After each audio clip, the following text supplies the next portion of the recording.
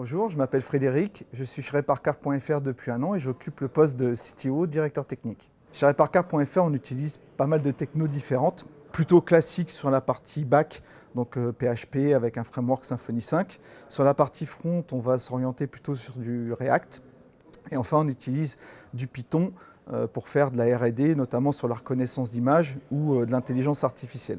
Reparcar.fr doit maintenant passer à une nouvelle étape, celle du microservice, pour amener en fait la flexibilité nécessaire à la plateforme pour la croissance et pour l'adaptation, notamment à des nouvelles fonctionnalités qui devraient s'intégrer plus facilement dans la plateforme. Et surtout pour éviter en fait ce côté monolithe très dangereux et très difficile à maintenir. Alors, Reparcar n'est pas encore actif sur la partie open source parce que ce n'était pas encore le moment de le faire.